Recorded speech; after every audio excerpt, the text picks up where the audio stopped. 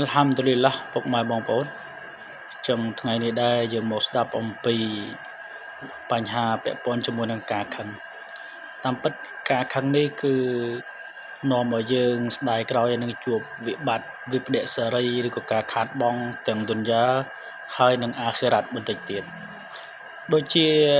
មកកឡាពាក្យសម្ដីទ្រឹស្ដីរបស់ឧលមាគាត់បានណែនាំមកកាន់ពួកយើងថាMan malaka nafsahu indal ghadabi salima min mahalikid dunya wa min mahalikil akhirati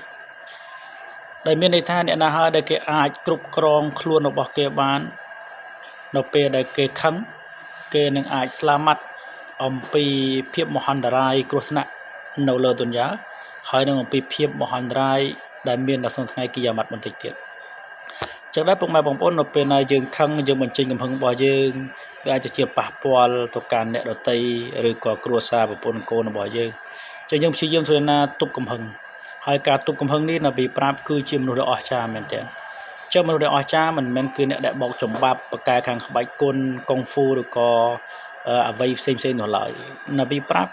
អ្នកដែលអស្ចារ្យនោះហើយគឺជាអ្នកដែលអាចទប់កំហឹងរបស់គេបាន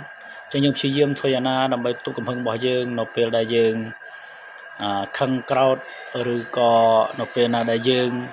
មួម៉ៅផ្សេងៗជាពិសេសនៅពេលដែលយើងខឹងយើងព្យាយាមទៅយកទឹកសម្បះយ៉ាងដើម្បីបង្ក្រាបការក្តៅក្រហាយរបស់សៃតានភ្លើងរបស់សៃតានជាមួយទឹកសម្បះយ៉ាងវុឌុរបស់យើងដូចជាម៉ាហ្វុំហាឌីសមួយរ៉ាស៊ូលឡោះបានណែនាំអំពីការខឹងឲ្យយើងទប់កំហឹង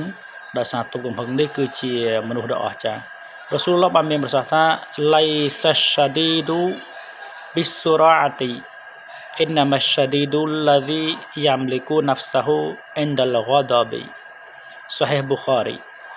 មានន័យថារ៉ាស៊ូលឡោះបានមានប្រសាសន៍ថាមិនមែនអ្នកក្លាហានឬក៏អ្នកខ្លាំងឡើយអ្នកដែលគេអាចចេះក្បាច់គុណបោកចំបាប់ពិតណាស់អ្នកដែលខ្លាំងដែលក្លាហានដ៏អស្ចារ្យនោះហើយគឺអ្នកដែលអាចគ្រប់គ្រងខ្លួនរបស់គេបាននៅពេលដែលគេខឹងអញ្ចឹងយើងព្យាយាមធ្វើយ៉ាងណាយើងទប់កំហឹងពុកម៉ែបងប្អូនជាពិសេសយើងសូបាតអ៊ីស្ទីហ្វារឲ្យច្រើនហើយនឹងឈានជការនៅពេលដែលមានកំហឹងយើងព្យាយាមដើម្បីយកទៅសម្បះយ៉ាងដើម្បីបន្សាបបន្ទន់នៃកំហឹងភាពក្តៅក្រហាយដែលជាអតិពលដែលជាប្រការមួយដែលនាំឲ្យយើងស្ដាយក្រោយហើយនឹងជួបគ្រោះថ្នាក់ទាំងទុនយ៉ាទាំងអាខិរ៉ាត់